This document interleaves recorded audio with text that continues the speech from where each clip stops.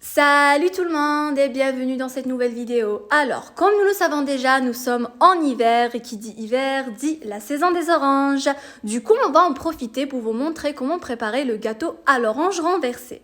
On commence. Pour la génoise, vous aurez besoin d'un sachet de levure chimique, d'une cuillère à café de vanille, de 4 œufs, de 100 g de farine, de 100 g de sucre et de 100 g de beurre fondu. Pour le sirop, vous aurez besoin de 2 cuillères à soupe d'eau de fleur d'oranger, d'un bâtonnet de cannelle, 2 étoiles d'anis, d'un verre de sucre, d'un verre d'eau. Utilisez le même verre, pardon. Pour le caramel, vous aurez besoin d'un verre de sucre.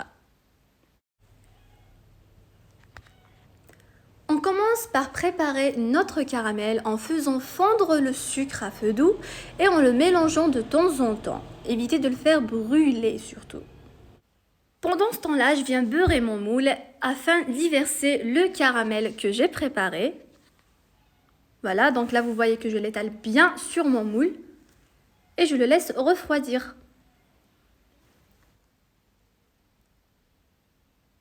On passe à la préparation de notre sirop en versant le verre de sucre ainsi que le verre d'eau dans une casserole. Puis on rajoute l'eau de fleur d'oranger et on termine par la cannelle et les étoiles d'anis.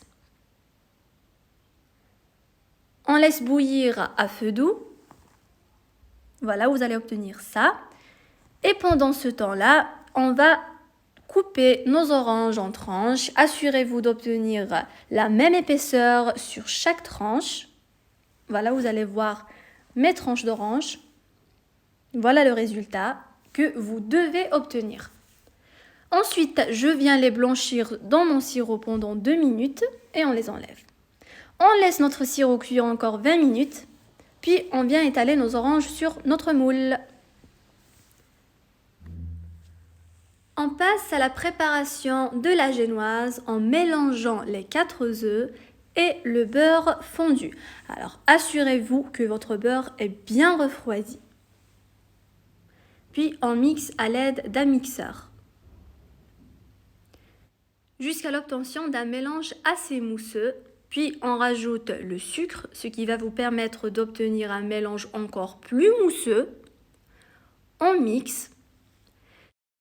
Puis, on vient tamiser les ingrédients secs et on incorpore à l'aide d'une maryse. Donc voilà, vous allez obtenir ce mélange bien mousseux afin d'obtenir un gâteau bien léger.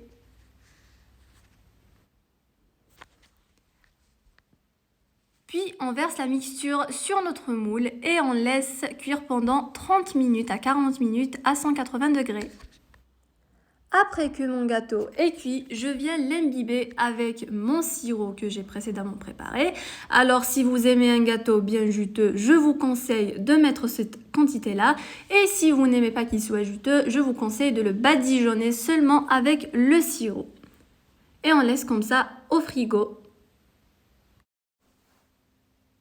Après avoir démoulé le gâteau, on obtient ce résultat-là, ce magnifique résultat. J'espère que vous allez l'essayer et que vous allez l'adorer. Merci d'avoir regardé et à bientôt.